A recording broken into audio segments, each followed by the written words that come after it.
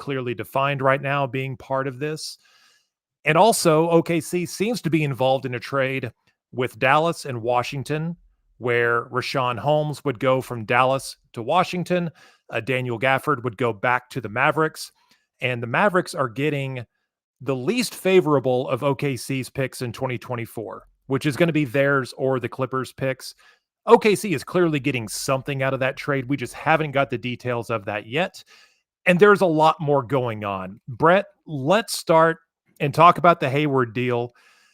You've written a story about it already. You've already got a piece up on Sellout Crowd where you talk with someone who had some very good insight. How does Gordon Hayward address some of the needs the Thunder had the rest of the season heading into the playoffs? Well, first of all, glad to be here, and thanks to everybody who is watching and everybody who joins on along the way. Yeah, it's going to be interesting. What we've seen right now, what we know of what the Thunder's done, is it's added a player. I think it expects to be a significant rotation player in Gordon Hayward if he's healthy. He's missed a lot of time this year. I don't know the status of his health. He's had some hamstring stuff, some calf stuff, and Gordon Hayward has missed a lot of games. We'll talk about that in a minute. He's missed a lot of games in his career. But I think what you've seen here is a guy who, I talked to Brian Geisinger, who covers the Hornets, does a great job. If you go to my story at selloutcrowd.com, you'll see a lot of video breakdowns embedded there, stuff that he's done. So Gordon is a guy who, obviously, I think people know him. He's a known commodity in the league. He's been in the league for 14 years. He's a pretty good shooter. He's not a great shooter, but he's a good shooter. He's a good spot-up shooter. He's a guy who can create just a little bit off the dribble. He's actually averaging the second most assists he's ever averaged in his career this year, 4.4. He's a good pick and roll guy. He's a good pick and pop guy. He can post up a little bit. He's really physically strong. If you've ever seen Hayward, he kind of looks it, but he is like a guy who can use some of his strength defensively to kind of, he's not a quick-footed defender, but he's not a bad team defender. So he doesn't just crater your defense, and he just creates a bunch of stuff offensively. And so I think they've added some size on the perimeter, which is a good addition for them. A guy who hasn't played a lot of power forward in Charlotte, but can play a little power forward if you want him to, and is really super versatile, and a guy who I think will be, one, I think a little more engaged, playing in a place where games are mattering again, which hasn't been the case for him in a little while, and two, is a guy who really plays off the guys that they have really well. He's a guy who doesn't have to have the ball, who can let Shai Gilgeous-Alexander and Jalen Williams set him up. And we did a roundtable yesterday that posted on Sellout Crowd where, there was a few questions that we asked specifically about OKC. By the way, my prediction was that they were just going to trim up kind of the edges of the roster. So much for that idea. But, one of the things that when we talked about sort of what is your dream trade? I talked about the possibility of getting another player that just gives Mark Daigneault another option. If you get into a playoff series and Giddey is not effective, or Kenrich Williams, they start fouling him to put him at the free throw line, or just some of those shenanigans, that you've got another guy. And so far, I still think, we'll see what the final details of this turn out to be. But, this gives them that guy in Gordon Hayward. And when I think of like the type of guys that OKC has acquired, has been targeting over time, Hayward checks so many of those boxes, like you said. And, how do you feel about just having another tool in the toolbox, right? Just in case you get to the playoffs and you run into a problem. Yeah, I think, like, for example, I was looking at some numbers. Hayward posts up like about a little more than half a possession per game, right? 0.7 possessions times per game he's going to post up. That's actually more than the Thunder. It's only slightly less than the Thunder posts up. They post up 1.9 times a game. So if he just does what he normally does, he's almost half their post ups. He just gives you that option. It's just another option. They didn't really have a guy who Chet Holmgren can post, Shai can post, but they don't have a guy who's really an adept post scorer. It's not what he does, but he's effective at it when he does it, and it's just an option. So yeah, he just gives you some optionality. The other thing that's going to be interesting, they trade Vasilij Micic in this trade, and he's not getting a ton of minutes, but he's a backup ball handler, and now there's one fewer. So how does that change your rotations? I think having J-Dub kind of run the second unit has been really effective, and so maybe he's just got the ball in his hands a little more. Maybe Gordon Hayward gets more time with the starters, and Josh Giddey's role shifts a little bit more to, in addition to starting the game, which I assume he'll continue to do, he takes some of those Micic second unit point guard minutes, and Gordon Hayward gets some of those minutes with the starters. There's a world where I could see Gordon Hayward starting for this team just because of the fit, the kind of natural fit that slides everybody down, makes the team just a little bit bigger. But I do think he just makes your bench. He's going to make your bench different, and I think he's going to ultimately make it a little more versatile. Even if what you're doing is losing a guy in Micic who was coming into his own a little, but maybe was going to have a hard time getting playoff minutes. We do have a question in the chat from Nick Kiger, and I'm going to caution that, there's still another hour to go here. So Nick's question is, if OKC has 2 roster spots, what would they do? Again, that could change. There could be no open roster spots by the time we close up this show, Brett.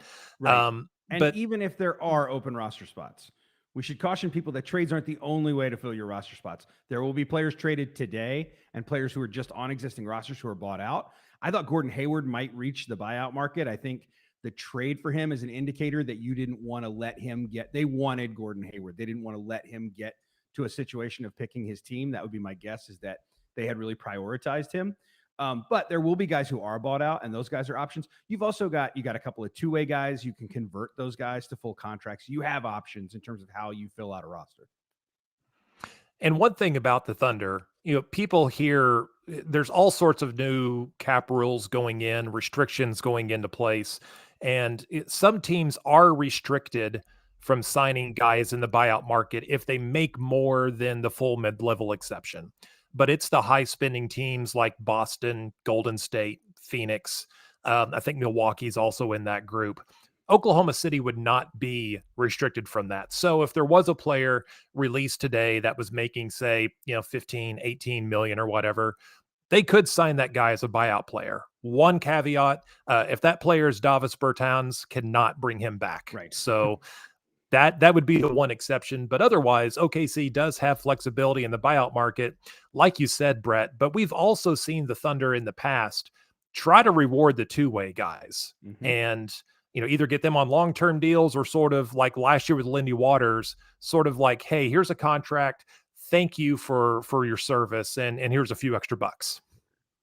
Right. Yeah. And that's something I could see happening here. That creates, I believe I'm right about this, that creates another two-way slot if you do that. And so you can take one of your other guys and give them a two-way contract if you choose to do that. And that's just another, option for sort of a reward for one of the guys on the blue who you could convert to a two-way for the rest of the year. So they do have a lot of loyalty to the guys who kind of come through the program. We've seen that for a long time, that they like to at least give those guys the opportunity to be on the big club, either via a two-way or regular. You go back to like Dakari Johnson and you look at, like a lot of guys they've had who they've tried to just give them the opportunity. Olivier Sarr is one of those guys now, who's just kind of guy who's been in the program. That's a guy they could convert. Keontae Johnson is a guy who they've sort of had with the Thunder a little bit more lately after he's had a pretty good run in the G. So like there's a lot of different options there. And yeah, I think the loyalty piece is important. If there's a guy out there, again, they traded Micic, who his minutes were limited and his playoff minutes were probably going to be limited, but maybe a guy hits the buyout market who you think could just come in and be that extra ball handler that you might need in a pinch. Like maybe you just want an emergency point guard.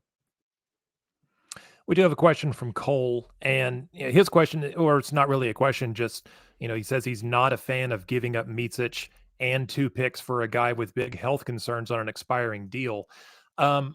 So we touched upon it a little bit. Micic was a guy that it was a will he or won't he for a couple of years in Oklahoma City. He comes over. I'm going to miss the passes. The passes were spectacular. But, we saw some flashes from him here and there, but we also saw some concerns about his foot speed on defense, for example. The pace of the NBA game was something he was having some difficulty with. And that goes into what you said about he might have been limited minutes wise in the playoffs. And let's go into the Gordon Hayward injury history of it all. It's a lengthy list, no doubt. And that is why I think Oklahoma City is in position to acquire him today. Yeah, I mean, I think most people will remember the worst of his injuries, which is that he signed with Boston as a free agent. He signed as a free agent, right? He was a free agent. That might have been a sign and trade. Yes. I don't remember. But he went to Boston in free agency from Utah. His first night in Boston, I was watching. I know a lot of people were because it was opening night in the NBA. I think it might have been the first game of the year. And he dislocates his ankle and he fractured a bone. in his leg as well as a gruesome injury. He missed that entire season. And whether or not any of these things are connected, he's just had a hard time staying on the court consistently since then. If you just look at his past 4 years, he's missed 25 games this year. That's calf, hamstring, and illness thrown in there. 32 last year. That was a thumb injury, hamstring again, some shoulder stuff. The year before that, he missed 29. That was ankle, foot, and back. Back injuries the year before too in 2020, 21, foot, hand, back, and hip. He's had like a bunch. There's you could write a song, all the connected bones. So he's had a lot of different stuff, some bone stuff, some muscle stuff. And it's just, some guys just sort of have bad injury luck. I don't know that his body, he's physically in great shape. That doesn't mean he's not susceptible to getting hurt. And he just has been hurt a lot. Those numbers are just the past 4 years, including this one, and looking at what the injuries actually are. Sportech shows you that stuff. You got to have a subscription that I don't have to go further back than that. But he played 72 games a few years ago, and since then he's really struggled to just be on the floor. Yeah, and a couple of things. One, he's not likely to have the kind of minutes workload that he had in Charlotte in recent years. But let's go ahead and just say that let's play out the possibility. What if he isn't able to participate on the floor? It's really, in the end, not that big of a risk for OKC. I mean, it's a nice addition to have, I think, but if it doesn't pan out, this is sort of a bonus, I think, for OKC. Would that be kind of a rational way to kind of look at it? Yeah, I mean, I understand what people are saying about Micic. I get it because you're giving up a guy who's in your rotation, but he's a guy who's been in the rotation for about half the season. He wasn't at the beginning. He doesn't play a lot of minutes when he does play. And often, even in some of the games he's gotten in, we've seen some matchup troubles. You alluded to some of the defensive stuff where his minutes are really limited. He gets a look, it doesn't work, he gets pulled. I really like Micic as a player. I think he's really fun. And I understand why people would be hesitant to give him up, especially for an injury-prone guy. But the reason I'm making all these points about Micic is this is the only guy you're giving up who plays. Trey Mann is not in your rotation. Davis Bertans is not in your rotation. Those are guys you throw in spot duty, after at the end of a 4 and 5, or on the second night of a back-to-back, or on the first night of a back-to-back to preserve some other guys. Those guys don't play consistent minutes. So you're adding a player who, if he's healthy, is going to play consistent minutes. And if he's not, you've really given up one rotation player who I think you can kind of make up for. Like we talked about, you use Josh Giddey a little differently. You use Jalen Williams a little differently. And maybe you have Cason Wallace run some point guard in ways that he has not yet, and in ways I think ultimately he will need to in the NBA at his size. Yeah, I'm not concerned about the ball handlers at this point. I mean, OKC had more than enough to spare, I think. So they're going to be fine there. Cason Wallace has shown a lot in his time so far. And, again, we'll see what else kind of shakes out here with OKC. If you're just joining in the stream, we have been talking about the reports of Gordon Hayward being acquired by Oklahoma City. We've got some questions in the chat as well, asking for, more details on Oklahoma City's involvement between Dallas and Washington. And I don't know, Brett, if you've got any intel, fire in. But so far, we've got it from Mark Stein that they're involved, but really no more than that at this point. The only thing I can tell you, based on the reporting I've done today and people I've talked to today, I don't think they're in play for something major. I don't think this is going to be a thing where like a rotation altering player comes back. I can't say that for sure because it's the Thunder, and what's true at 1240 when I had this conversation might be different at 119, might be different again at 139. Like these things change, and everything is changing so rapidly. Micic wasn't in the initial reports of this trade. And so as soon as he got thrown in, it made people think, oh, maybe another player is coming back. And we know that they were engaged on some other players. Like Gordon Hayward's not the only guy they targeted and talked to teams about. I don't think there's a big thing coming, but as you talked about, they've got those 2 roster spots. There could be another player who comes back in this mix some way or another, who takes one of those spots and renders some of that discussion moot.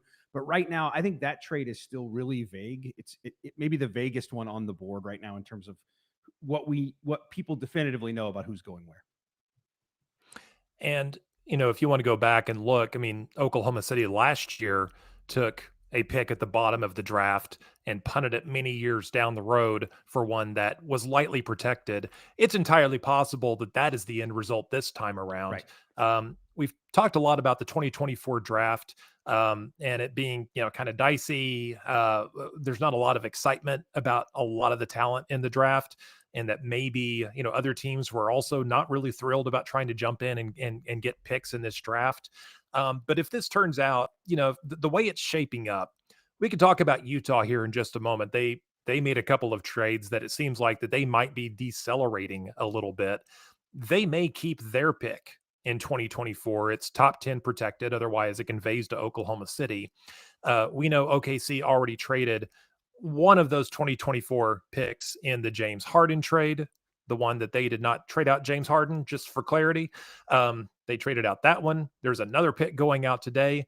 They may, at the end of the day, only have that pick coming from Houston, which, could be somewhere late lottery, early out of the lottery.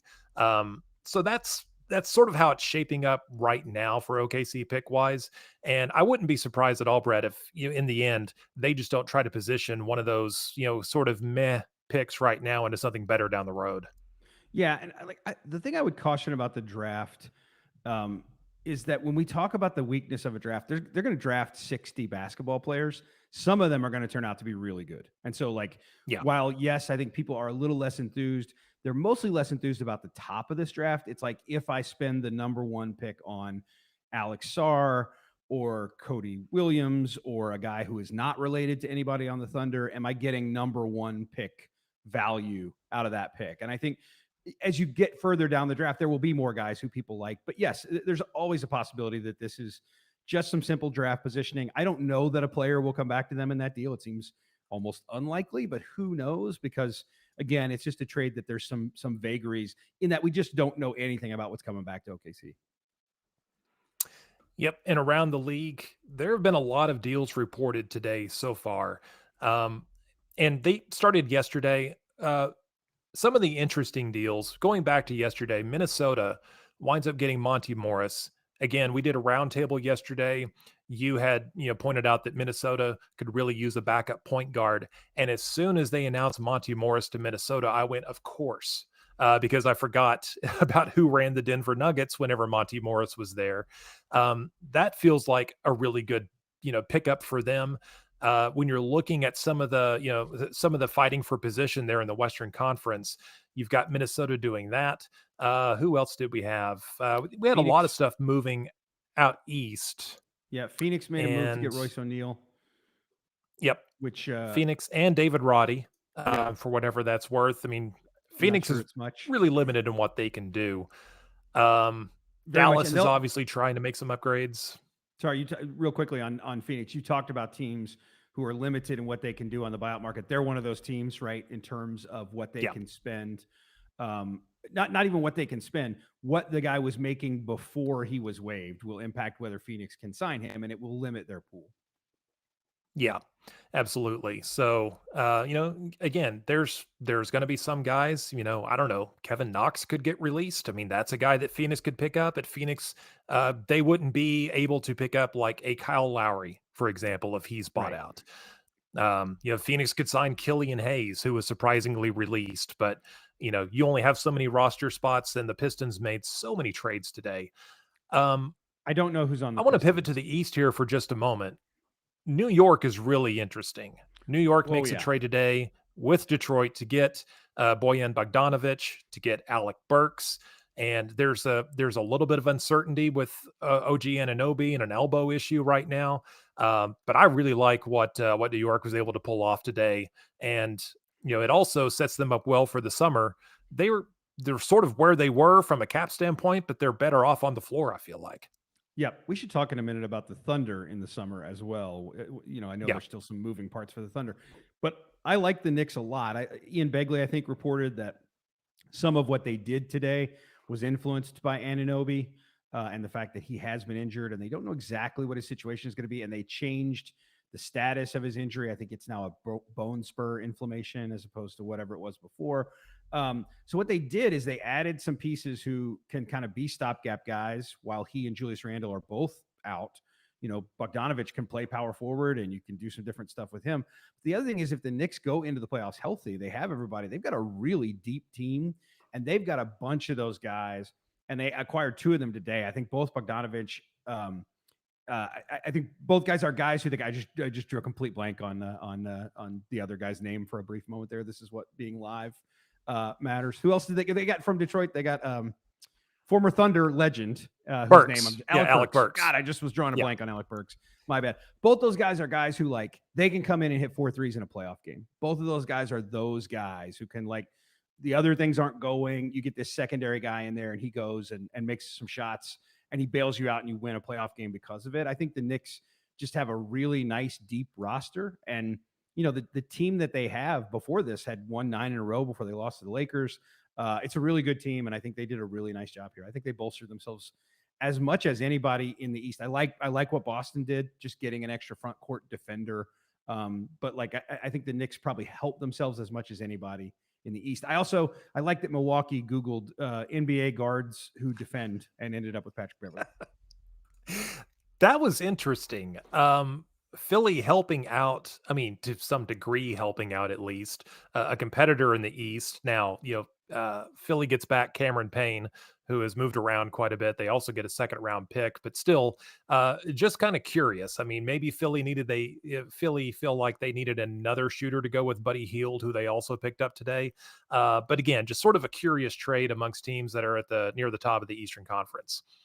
Yeah, a couple of weird trades. The Kelly Olynyk trade was very odd to me. That one was the one that was just he's going to Toronto, and I guess Toronto is collecting Canadians, I guess is sort of the thing. So they've gotten RJ Barrett and Kelly Olynyk this month. So, okay, I guess. That just felt weird unless Olynyk were to get rerouted or something, because it just felt like Olynyk was he's a guy I put in my Thunder roundtable that we talked about yesterday. I just think as a backup big, he's a pretty good fit, a good connector, a good shooter, and a sort of surprisingly good rebounder. I think if you don't know a lot about his numbers, he's a pretty good rebounder. And so I could have seen him here. Him going to Toronto was just a little odd, but Toronto's been known to make some odd trades. They gave up a 1st-round pick last year for Jakob Poeltl, give up a 1st-round pick this year for Kelly Olynyk, while also rerouting guys. Former Thunder Dennis Schroeder, on his way to the Nets. Woj gave Dennis Smith a heart attack, thinking he had been traded to the Toronto Raptors. It's I don't know. It's a fool's errand to try to figure out exactly what all they're trying to do there in Toronto. But one comment here in the chat from Daniel: how the Pistons make that deal and not get their 1st-round pick back. That's a puzzler, because, again, the Pistons sent a couple of good players to New York. Detroit has this pick that's flying out there that used to belong to Oklahoma City. It went to New York. It really hampers what they can trade as far as future picks, and they didn't get it back in this deal. So that one is definitely a head scratcher as far as I can see. The Pistons have not made a lot of sense almost since the beginning of the season. For one, they don't make a lot of sense when you watch them play basketball. The on-court product has been so bad. I guess their 7th win last night, and kind of a shocking upset that they got that one.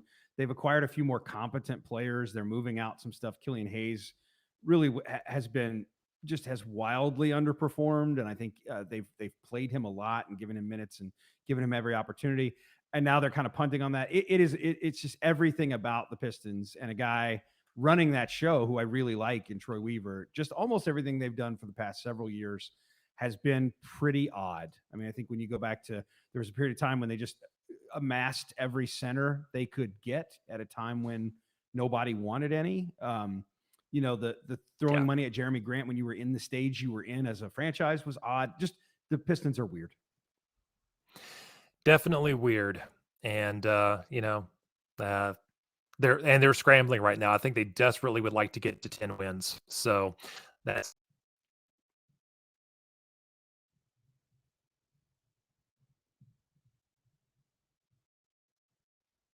beginning, or if you just jumped in, really appreciate you jumping in on this live trade deadline show here at Sellout Crowd to recap John Hamm, Brett Dawson, taking you through the trade deadline here. And again, to recap, 2 o'clock, the deadline. No deals after that point. They all have to be submitted to the league. And, we've got newsbreakers across the league that are keeping us notified, especially if you have notifications turned on for various Twitter accounts. You can stay pretty well informed. And Brett, to kind of circle back to Oklahoma City, as you mentioned, the reports out there. I still don't think we have a fully formed trade yet, but the reports are Gordon Hayward to Oklahoma City, Davis Bertans, Trey Mann, Vasilije Micic, draft compensation are going out in the deal. We assume to Charlotte. That is probably TBD. And that Oklahoma City is involved in a deal with Washington and Dallas, where their second least favorable first round pick. That is a lot of numbers to throw in at once. Would go to Dallas in that deal. Let's go back and talk about Hayward a little bit more and talk about the offseason, because one thing that this trade does, it keeps OKC really flexible heading into the summer. And, they could still re-sign Gordon Hayward if he's a good fit, and if he's minimal to coming back. OKC could pivot and see about trying to get some of their current guys locked up, specifically Isaiah Joe or Aaron Wiggins. They could do some combination. I feel like Oklahoma City, in making this trade, what we know of it so far, they are adding to the team now, but also maintaining a lot of flexibility over the summer. It's a very Sam Presti kind of move, right? Presti is a guy who often the franchise has operated on dual tracks, is the way we talk about it a lot of the time. So they're trying to be as competitive as they can. The past few years have been the exception to this rule, but they've always been trying, other than that, to be as competitive as they can to compete for championships. But also, they don't want to put themselves in a position where they pushing in for a championship ruins something down the road. They've always kind of worked. And when I say two tracks, I mean, they've always worked on development of young players. That's always been something they've really highlighted. And they've always liked to have their flexibility moving forward. There's a lot of examples of where Presti likes to keep his flexibility. He often doesn't let guys get to restricted free agency, for example, because that throws some variables into the mix that they don't necessarily want there. They have a lot of options, as you said, this summer. Hayward is an interesting guy. He makes a lot of money now, won't make a lot of money on his next deal. And so you'll be able to get him at a deep discount compared to what he makes currently on the deal that he signed to go to Charlotte. So that's one place where you got flexibility. You're gonna have some options with Josh Giddey in terms of like you're gonna get there and have to make a decision. And I think going into this season, I think there's a lot of thought about the expense of all the guys they were going to have and how much all this was going to cost them. I think you're coming off a season now where if you decide to sign Josh Giddey to an extension, you maybe get him at a cheaper rate. And so that increases your flexibility as well. That becomes a very tradable contract and a contract that hampers you less moving forward if you get Giddey at certainly going to be less than the max. Daniel in the chat, he says that he's heard that it's 2 second-round picks for Hayward without any specifics. That tracks. We've seen several trades today where multiple second-round picks are involved. That could be, again, we'll see what the entire scope of the trade turns out to be. But Hamm, Oklahoma City has a lot of second-round picks to throw into trades. I was going to say, what will they do with only 19 if they've thrown 2 in for Gordon Hayward? How will they get by? Yeah, they could absolutely come in, and that's sort of been a card that they've had that they could throw down at the end. I think you mentioned it earlier, Brett. Kind of a motivation was let's put together a deal for Gordon Hayward now, rather than cross our fingers and hope if he hits the buyout market that we can convince him to come here. And that is some of the value of accumulating all of this draft capital, is that in a situation like this, that they can move in, and they've positioned contracts and lined everything up to put them in position for a moment like this. So we're going to be talking about a trade that happened today, but we can rewind and go back to trading up to get Case and Wallace and taking on Davis Bertans' contract. We can talk about the way that they structured their transactions and then signed Vasilije Micic to the deal that they got him on. All of those little things sort of build up to this moment, and that's how these teams are structuring things. It's lining up one move to do the next move, hopefully, and it sounds like OKC is going to be able to pull that off. Yeah, I mean, I think that's one thing with Hayward that I think is interesting. There would have been quite a bit of interest in him for the reasons that we talked about at the top of the show. He's just a good connecting piece. He's not a guy who demands the ball a whole lot. He's, in terms of just his, I don't know Gordon Hayward, but in terms of his on court fit, he's a pretty low maintenance player. His usage rate is about 20. It'll probably be a little lower here. He shoots about 2 catch and shoot threes per game in Charlotte. It'll probably go up a little here. And that would be a thing I think a lot of teams would be looking at. Could we use a 6'7" physical guy who could take 3 or 4 catch and shoot 3-pointers a game and shoot 40% on those, which is what he's shooting on his 2 a game? Yes, a lot of teams would have liked to have seen that, especially at a pretty low risk situation. So the Thunder's giving up more than anybody would have on the buyout. But like you said, you do that because or at least theoretically, you do it because the number of suitors in the number of intriguing markets might have been high. And so you take the option out of Gordon Hayward's hands. You go ahead and grab him because you have the pieces to do it. And like we said, they'll move into this summer with just a whole lot of flexibility. And if he doesn't work, I think that's the other thing. One, if he doesn't work, they just don't have to play him a ton of minutes. Again, in terms of the rotation, he's replacing a guy rotationally, not positionally. He's replacing one guy in Micic who doesn't play a lot. So if it's a bad fit or if he's hurt, if it just doesn't work out, they don't have to play him. It hasn't significantly impacted the rotation of their team. And then you can just move on in the summer. But if he does work out, again, like we said, you've got a chance to sign him probably at a much better number. And I can envision a world where he fits very well. I think the key is going to be his health. One of the questions from Sellout Crowd earlier was whose minutes might be the most affected by this trade. And again, based on kind of what we know right now, you mentioned Micic was playing, a dozen minutes, give or take, but not consistently. And, there's other guys that are going to lose out a little bit as a result. Josh Giddey has seen his minutes come down, except for the Toronto game where he was playing very well. And he played a lot of minutes that night. But yeah, how do you see Mark Daigneault trying to square that with, if OKC does wind up moving guys that were not playing consistently with a guy who probably needs some consistent playing time? Yeah. I mean, I think for one thing, I would be surprised if he's not playing more minutes than Micic was playing. So they have to come from somewhere. And the Micic minutes, this isn't a 1-to-1 equation. So you can't just play him exactly where you were playing Micic. You have to change your personnel a little bit. What that might mean, again, there could be a chance that you see a little bit more Jalen Williams kind of running the show. I don't think his minutes will change a lot. Giddey's at 25. And I do think some of this probably comes out of that 25 is my guess, just because if you look at how many games, there was a game recently, was that maybe the Toronto game where he played very well. He didn't start the second half. He's come out in some meaningful times when they wanted to have maybe Case and Wallace out there for defensive reasons. Hayward is not a great defender, but he's a good enough defender that you can play him in games, late in games. And so I think he'll be out there.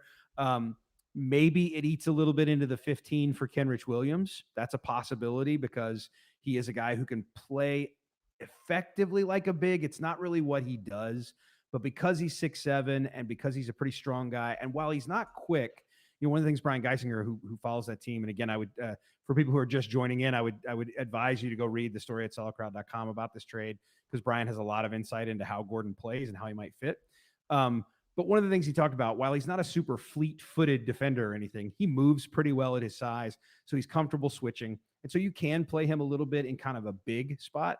And so maybe that's some of the Kenrich Williams minutes. Maybe it's some of the Jalen Williams minutes. It probably eats into whatever minutes, maybe evaporates whatever minutes Ousmane Dieng was getting in spot duty. Like those are probably Gordon Hayward minutes because that actually is like a positional plug. Like minutes you're playing Ousmane Dieng, Gordon Hayward fits right into those. So those probably aren't going to happen a whole lot moving forward. So I just think it's probably, I don't know that there's one guy who's affected the most, but if in the long term it affected one guy's minutes and one guy's playing style the most, I think it could be Giddey just because of the way Hayward really fits naturally with the rest of that starting five.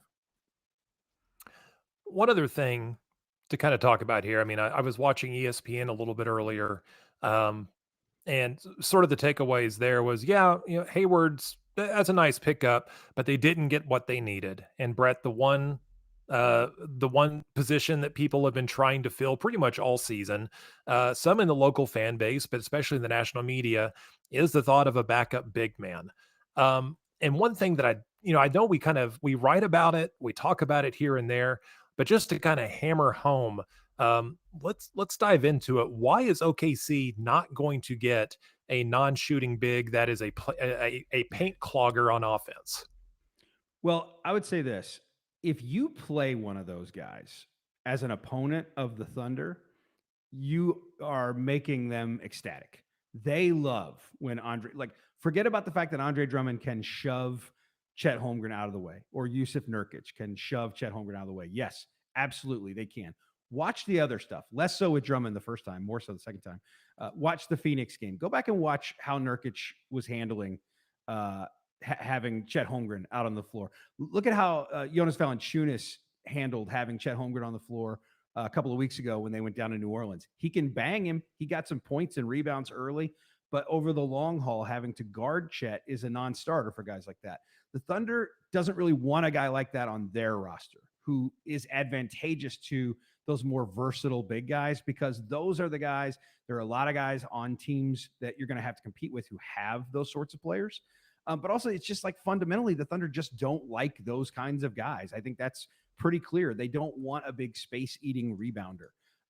It would help the rebounding problem. But I think the thing we've stressed all year with this rebounding issue, and it is an issue. There are some games where it really, really hurts them. It did the other night. There's no question. Utah hurt them with the second chance points, hurt them on the glass, dominated them on the glass. But that Utah game was way less about the rebounding than it was the way Utah just protected the paint, and the Thunder couldn't get anything going in there. And the way you sort of counter that is with more guys who can shoot and score and do versatile things on the perimeter. The thing you don't want to do is solve your rebounding problem at the expense of having a guy who stretches the floor and creates space at the five, having a guy who connects your offense and moves the ball. Like, they just don't want any more than they want a guard who's going to pound the ball into the floor 15 times before he makes a decision. That guy might help some of your second unit scoring or whatever, but there's trade-offs. Everything is a trade-off in this league. And sometimes finding ways to get those rebounds, the trade-off is you just become less versatile defensively and less versatile offensively, and they're not willing to make that trade-off. We had a comment here from Kenny Moore who said that he disagrees with the backup big man need. I don't see them playing much in the playoffs. I would like to see Jay Will in those situations before we try to go get someone. And I think that is sort of I that's probably a shared opinion in some circles around the Thunder, that when you get into the playoffs and some of the minutes for key guys go up, it's going to result in less minutes for other players as well. And if you have someone like Jalen Williams, Jay Will, the Arkansas version, playing those minutes, he can come in and give you spot duty here and there. And again, we're still 17 minutes until the deadline. We'll see if something else comes up.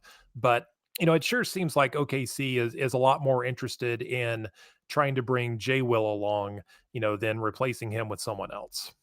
Yeah, I mean, I think that's why a guy like Olynyk was intriguing, because he does do some of the backup center stuff without a bunch of the detrimental stuff that a big plotting backup center does.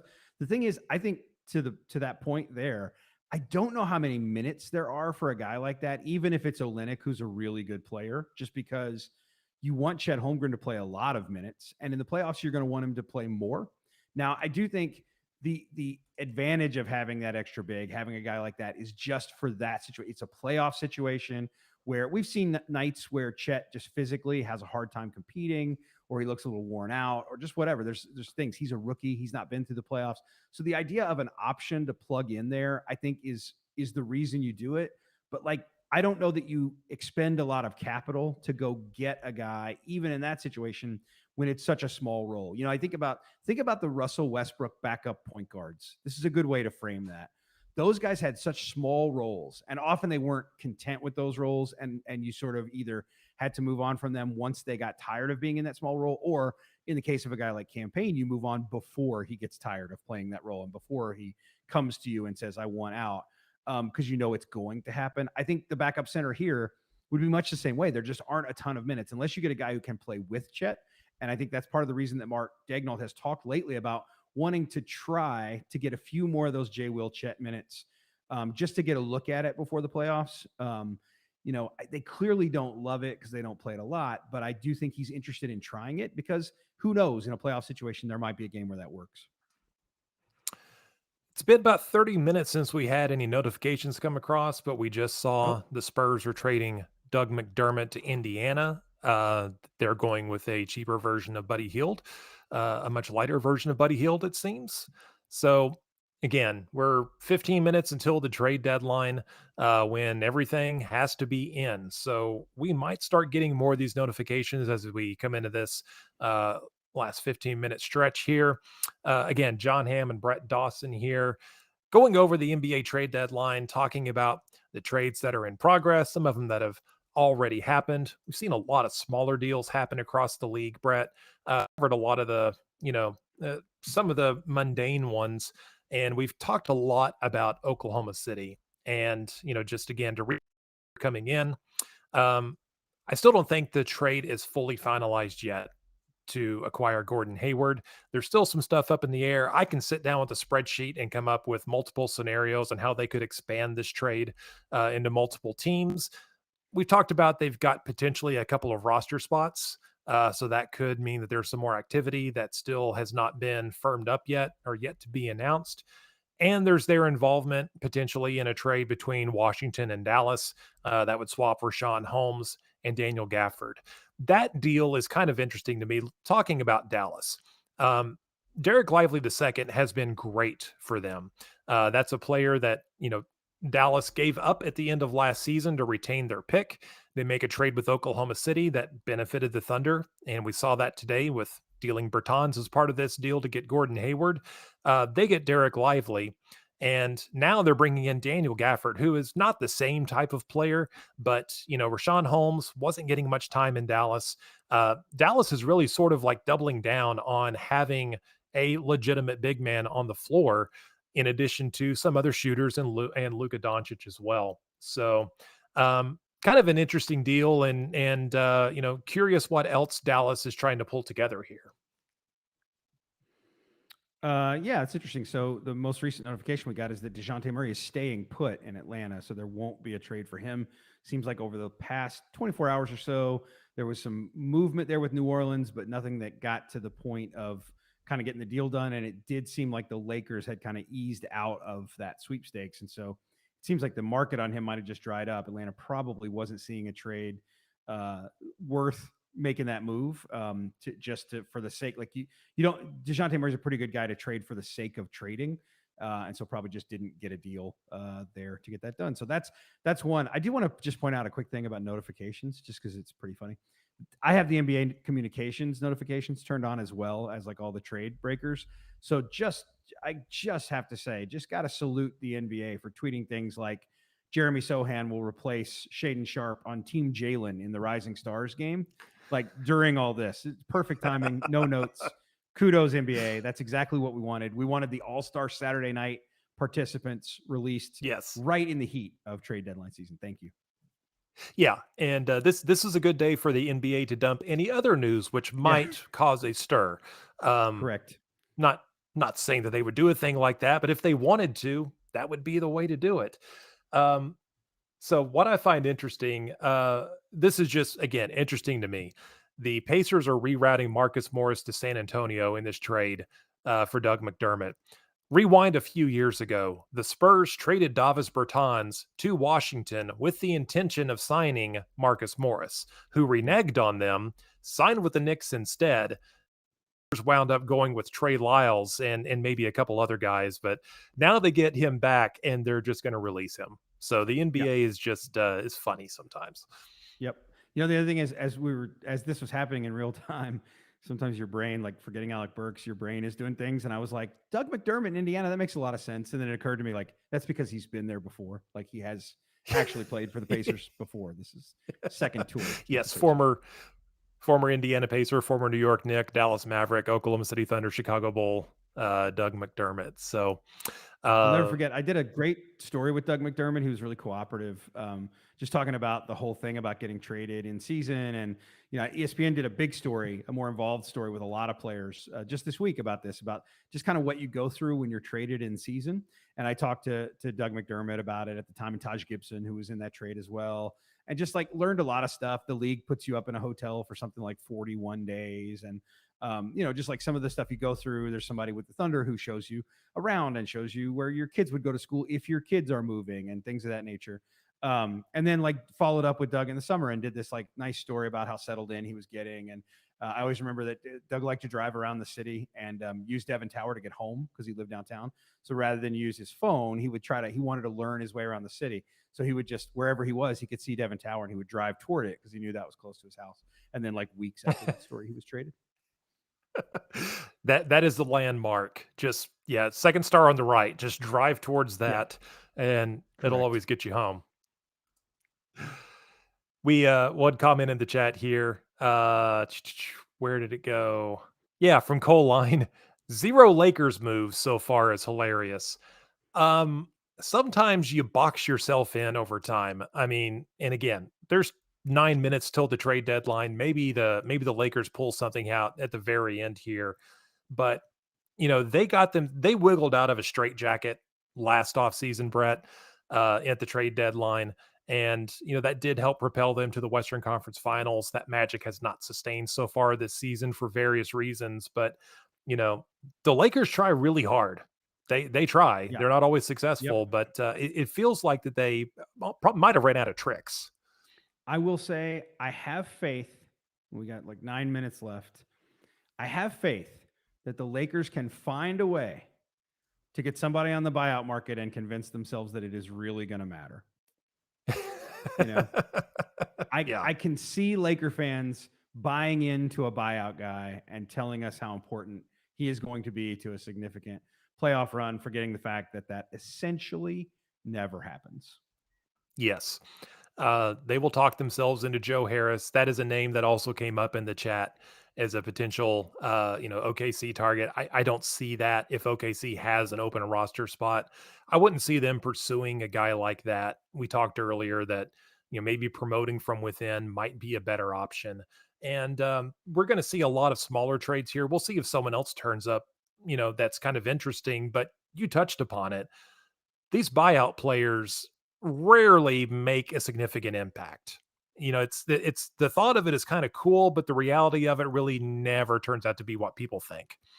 Yeah, I mean, typically, it's often like the situation when you get really excited about a former five-star prospect who transfers to your school and it's the third school he's been at.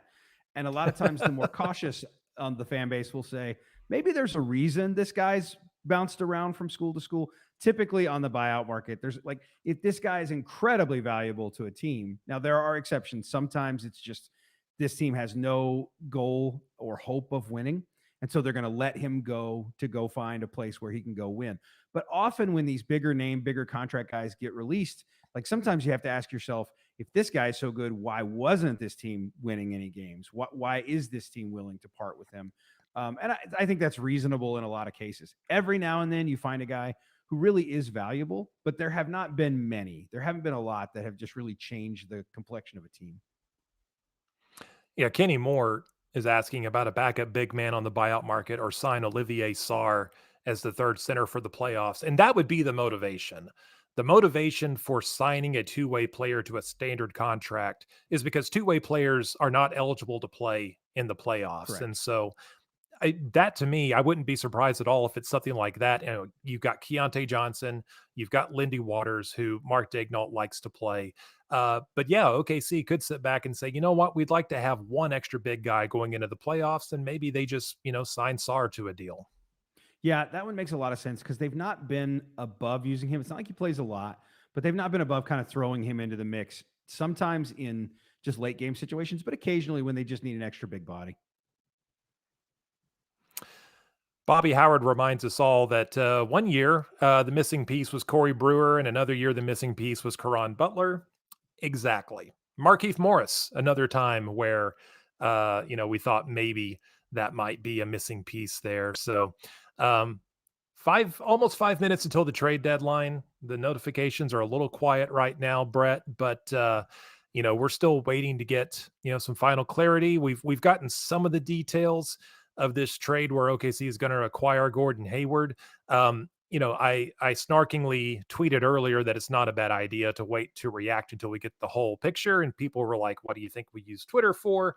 Um, so, but no, I did see like the pendulum kind of swing between "Wow, nice pickup by Presti" to "Oh my goodness, he gave up too much," and it might swing back the other way by the time we know what all the final details are.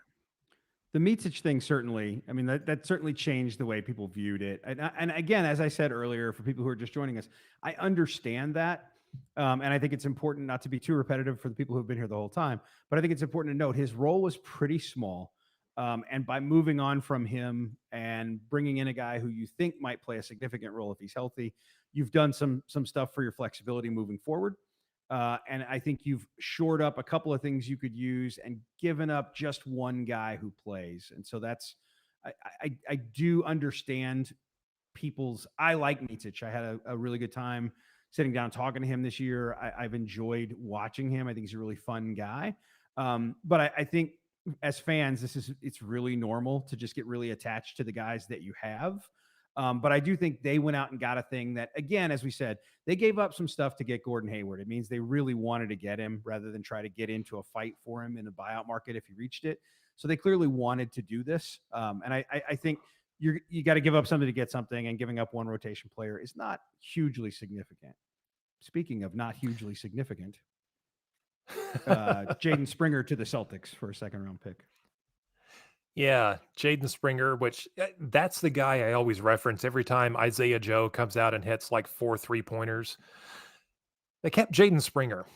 And I know it was like more difficult and more costly to let him go than Isaiah Joe at the time. And, Joe landed in a great situation, an ideal one for him to let him shine. But yeah, that's my Jaden Springer connection is the Sixers. I Yeah. technically kept him over Isaiah Joe, and they're moving him along now. And I would expect that you're going to have Philly in the buyout market.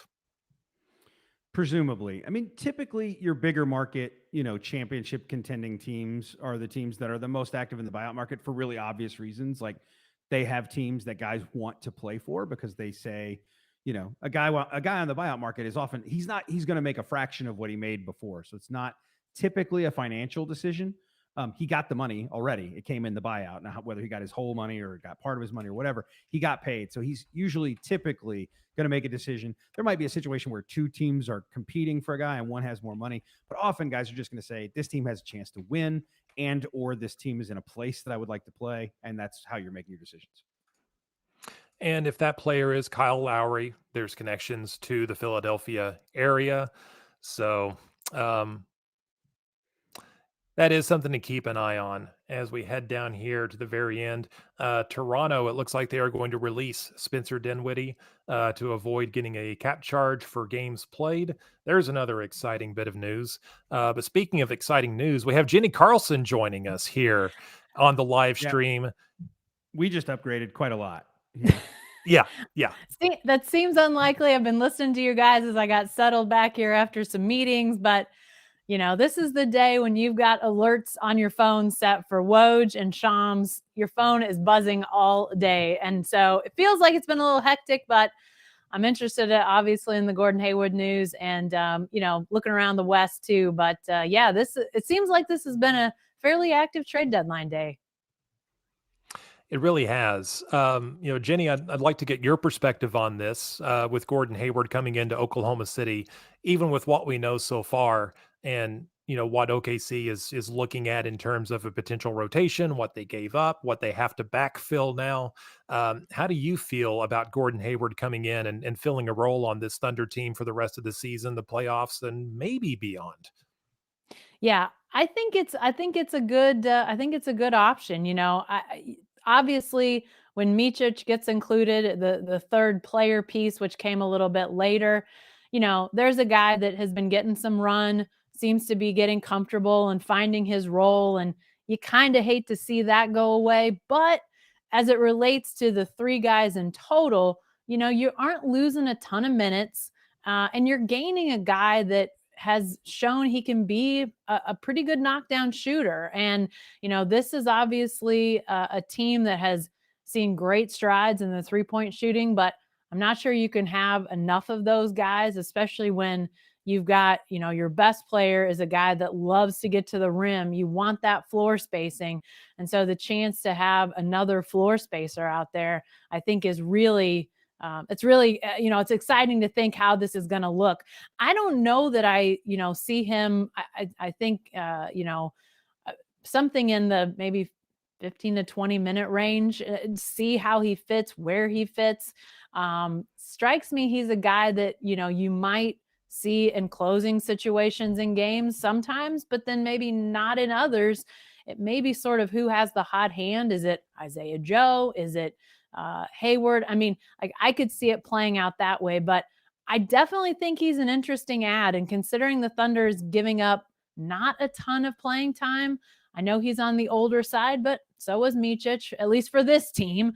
So you sort of take that into consideration. But I think as it relates to continuing to add helper pieces for this current construction, especially that core of players, I think he could be a really interesting addition to this team. Yeah, let's all the three of us sit around and talk about how old 33-year-old Gordon Hayward is. So old. In NBA standards, I get it. He's a very young man in the real world. Yes. Yeah, I think that's the shooting thing is a piece. Again, we talked a little bit about this earlier, Jenny. He's a good shooter. He's a 36% 3-point shooter in his career. He's not a 45% guy, but he's a good catch and shoot shooter. Most of his 3-pointers are assisted. And when you have a team that moves the ball this way, I think just introducing an additional guy who not only is a good shooter, but is a good screener. And so you're going to have a guy who can pick and pop, but also gives you a little bit of a pick and roll option. I think to your point about closing games, there are a bunch of lineups that look really good with him in it, including just the really simple, like take Josh Giddey out of the starting lineup and put Gordon Hayward in it and use that 5 at the end of a game. I think makes a ton of sense. Situationally, Giddey's going to play sometimes. He's going to be in there for sideline out of bounds plays when he can and things like that. But Hayward fits really well with the pieces that they have if he's healthy and he plays.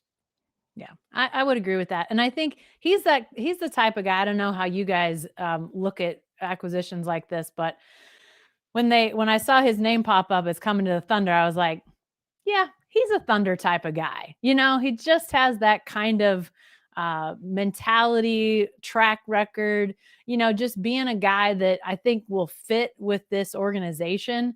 Again, maybe not in terms of the youth movement that we've seen, but I think it will continue. I think he does have some aspects to his game that I think we'll start to be able to see, how does a guy like him pair with Shea, pair with Jalen Williams, pair with, some of these guys, Chet. And then I think that can help direct potentially in the future. I mean, I think it could have big benefits right away, but I think it could also expand the Thunder's book of understanding about their young guys. I mean, when they had Al Horford in here a few years ago, they brought him in for a lot of reasons, but one of the things they wanted to see was what did a stretch big look like with Shea. And, they didn't get him for very long, but they got an idea that, all right, that looks pretty good. So, I think getting a chance to look at a player like Hayward, what he brings to the table, the skills that he has, pair him up with some of these guys and sort of see what that looks like. I think no trade is perfect, and the health is obviously an issue. That's the biggest concern, but I don't see a ton of potential downside to this whole thing. I mean, worst case scenario, if he does get hurt, you might be scrambling a little bit to figure out that second string lineup, but I think the Thunder's got some pieces probably that they could turn to if needed. So I don't see it as a really high risk situation for the Thunder. Yeah, I mean, I think if you just look at their personnel, they have Shea Gilgeous-Alexander and Jalen Williams and Josh Giddey. And so if you need to just find a way to replace some minutes that Vasilij Micic was playing with a guy who handles the ball, they got a lot of options. And I think too, I said this earlier, I think ultimately you want Cason Wallace with the ball in his hands a little bit more on some of these units. And so maybe that's a chance to do some of this. I think the other thing, and Hamm, we didn't really talk about this. There's the intangible benefit is like Gordon Hayward's played 29 playoff games. That's not a ton, 29. But the Thunder, the guys currently on the roster that he's joining have played like 30. And so you're getting a guy who's at least been there and done some of this stuff. And you just have a guy who's, I think it's valuable to have a guy who's played meaningful minutes in those games. Yeah, definitely. Adding just more playoff experience. That is something that the Thunder have done in the past, usually through the buyout market at this point in the season, bringing in, again, like guys like Derek Fisher. We talked about Caron Butler earlier, and, Corey Brewer and guys like that. So yeah, that definitely does not hurt. So to catch everyone up, we're 5 minutes past 2 o'clock, which means the trade deadline was 5 minutes ago. It is we have a deadline. The bell has been rung, pencils down. The deadline is done. We're starting to see some deals trickle in, some details come in. And as a matter of fact, we do have one bit of information that just hit my inbox right now. The Thunder acquires a 2028 pick swap.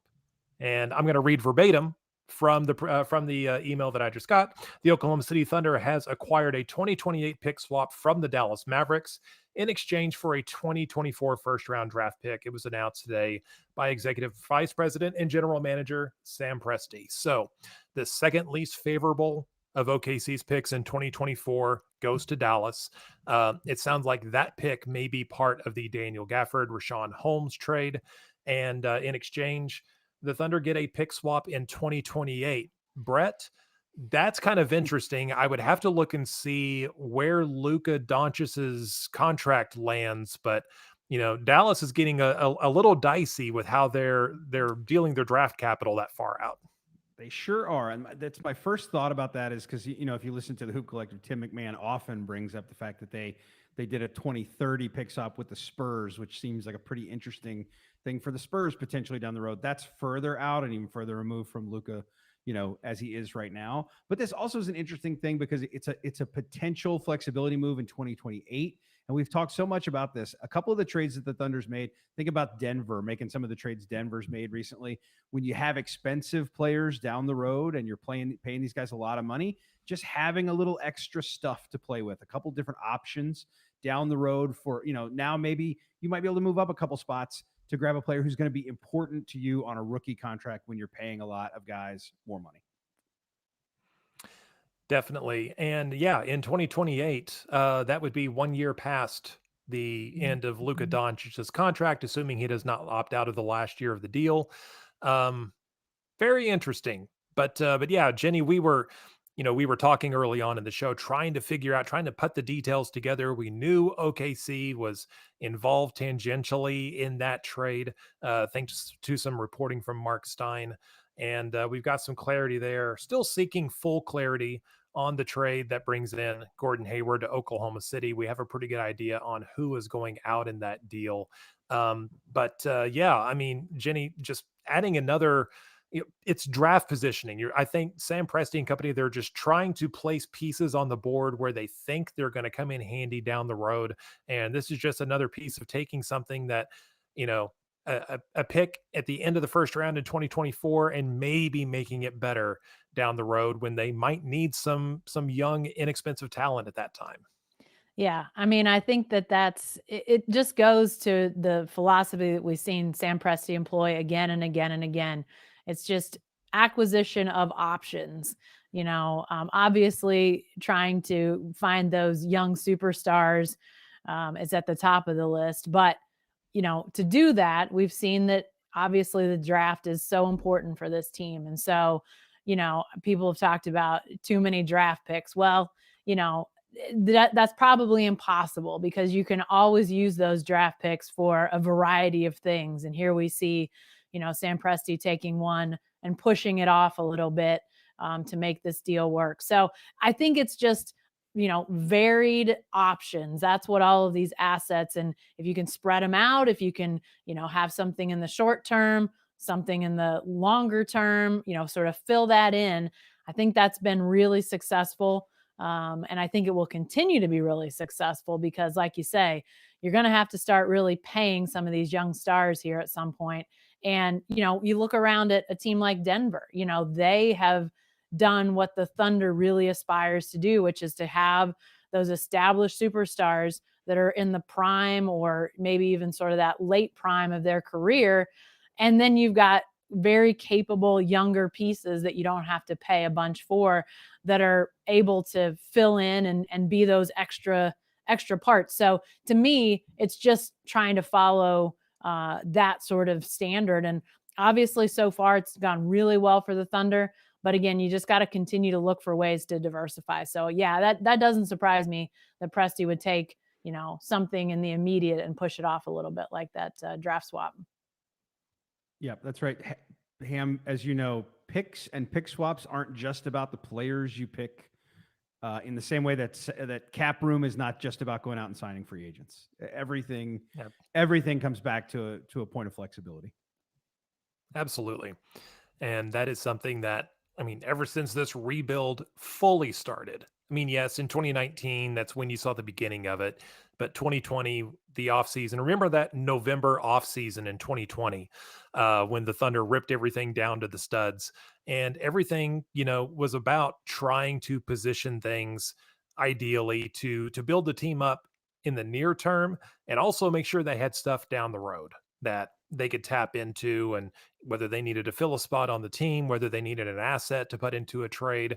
They're doing a pretty good job on positioning these things. And, you go to a team like Dallas that's like, hey, we want to make this trade, but we don't have a draft pick. You got to go ask Oklahoma City, and guess who's in a position of power at this point? Oh, you need a draft pick, huh? Well, we've got this crappy one. How about we take one that might be better off down the road? It's been a strategy that has been kind of interesting to see. And, of course, we won't know the results for years. But yeah, definitely interesting. So at least we have that particular trade nailed down. Still waiting on a formal announcement on the Hayward deal coming into the Thunder. And there's going to be a lot of deals that go through the league office. Brett, I'm sure you remember in years past, we've heard other reporters talk about this. You get your trade into the league office and you get in the queue.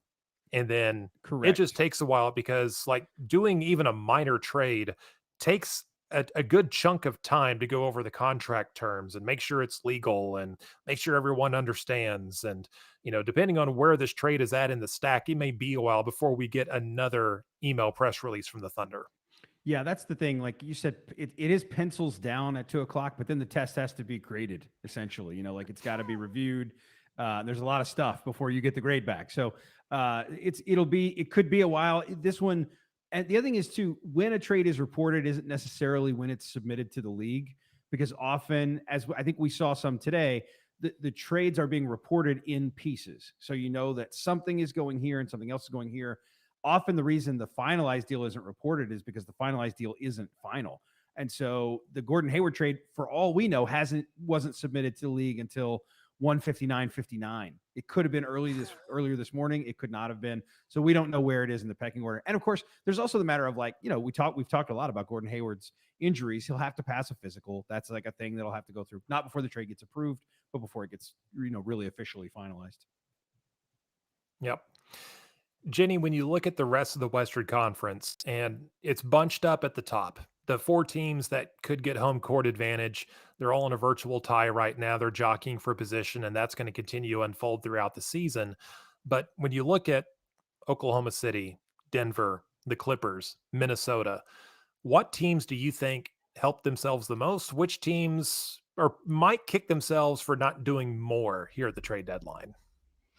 Yeah, I'll be honest. I've had an ear and eye to the trade deadline, but I haven't been as focused on it as I was hoping today. I had a few other moving parts, but I will say that for all of the movement that it seems like happened today, the ones that sort of were eye-opening to me when I said, "Oh, that's interesting," were mostly either, sort of teams lower in the pecking order in the West or in the East. We're doing the deals that were the ones that I thought, "Oh, that's interesting."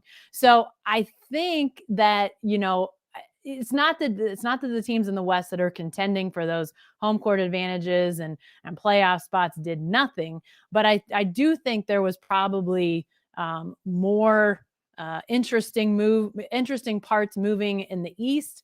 So I don't know. I think that's a good question, and I probably need to speaking of getting out pencil and paper and taking tests, I probably need to do a little more cramming and studying before I answer that question. But I do think that there were deals to be made, even with teams that, you thought, hey, they have to like their roster. I mean, guys that I think were pretty important get moved around. So this has been a definitely interesting trade deadline day from my perspective. And like I said, give me a little while. I'll hone in and I'll give you a better answer on the West. Yeah, I think Ham, to me, the one that jumps out at me in terms of a non-move probably is like, we've all talked about this. Everybody talked about it. It seemed like the Clippers might just want one more big body, maybe a more athletic guy on their front line than they have. So that I think the fact that they didn't do that is kind of a boost to the other teams competing up there. I don't want to call that a weakness. I do think that the Clippers might be the most complete out of those teams when you consider their age and their personnel. But the Clippers had some stuff I think they would have liked to shore up that they didn't get done. And then Denver, unless I'm missing something, didn't do anything of any real significance, right? Did Denver make a trade? Didn't see anything come across for them. So I think that's right. The Denver and the Clippers didn't do anything. Now, those two teams, again, by virtue of their experience, if you were really handicapping this race, I think you might give the edge to those two teams, given just the experience that those two teams have. The Nuggets are the defending champions. The other side is like the young, hungry teams might be a little more driven down the stretch to chase those top seeds. So that'll be interesting to see. But I think the fact that those two teams didn't really bolster themselves, it can't hurt the Thunder and Wolves, who did at least make a move that, for a rotation piece. So I think we'll head into the home stretch here. And I'll throw this one to you, Jenny, because we just had a comment in the chat that I think the Knicks did the best today, and OKC is the biggest disappointment. Can't go into the playoffs with only one center and zero behind him. So, let's say that the movement is what it is. There's no other sneaky moves coming in at the last moment here. And, the primary deal is for Gordon Hayward, and they backfill the roster spots with a couple other guys. How do you think Thunder fans should feel right now coming out of this, considering where a team that was already one of the best in the West, after making these moves, how do you think that they should feel about the rest of the season? Well, I definitely wouldn't characterize it as the biggest disappointment, and everybody can have their own opinion. I mean, obviously, if they could have made some big deal for the right pieces, I think they would have done it. I mean, I think we've seen Sam Presti, when he's got good teams, they make moves at the trade deadline. So it's not to say that this was all that they wanted to do. I think we've all heard Sam say at one time or other, even if we want to do something, we've got to have a partner, or in some cases, multiple partners to make things happen. So it could be that the partners just weren't there to do some other things that they might have wanted to do. But to me, I didn't think that this trade deadline day was ever about some big earth-shattering move. As good as this team has been this year, this is still a team that is in a development stage, is in a learning stage, is in a growth stage. And to be able to sort of see what these players become, you have to give them the runway to go out there and actually play. So I didn't think this would be a big earth-shattering day for the Thunder. I think if Hayward stays healthy, I think the potential is there that they got better today. And if you take a team that's already in a great position and playing really well, sure, you would love to have more bigs when you look at who they could potentially run up against in the Western Conference playoffs, whether it's the Twin Towers in Minnesota. There's several teams with bigs that are much more imposing than what the Thunder throws out there. But the Thunder's managed to do pretty well against most of those teams. It'll be a slog in a best-of-7 series against some of them. But again, I don't think you want to give up the idea of figuring out just how good these young guys can be by bringing in, a couple of veterans and taking minutes and taking, that time away from them. Yeah, if you could make a huge deal, yeah, you think about it. But again, that goes back to the whole idea of there has to be other people out there willing to make that deal. And, it has to make sense now, but it also has to make sense in the future. And if you've got somebody who's on an expiring contract and the Thunder's not going to get anything back for them, Sam Presti's shown zero desire to have those types of guys on the roster. So I don't necessarily think this was too far outside the realm of what I expected out of the Thunder to do today. Yeah, I mean, I certainly didn't see Gordon Hayward coming, although as we talked about earlier, Ham, I thought if he got to the buyout market, they would probably be a team. He makes a lot of sense, and I just didn't expect to trade for him. But if you had told me, oh, Gordon Hayward hits the buyout market and the Thunder, pick him up, that would have been really believable. He makes a lot of sense. I think to the point about the backup center, I would say this: one, probably only one of them changed teams today. Probably only one that the Thunder would have. We can't say if the Thunder was interested in Kelly Olynyk, but one guy who fits what they would want as a backup center. One guy changed teams. And so, there weren't a lot of those guys out there. I still think their most likely option for getting bigger and more versatile is going to be in the draft. I know a lot of people don't want to hear that, but the draft gives them the option to look for the exact kind of player they want.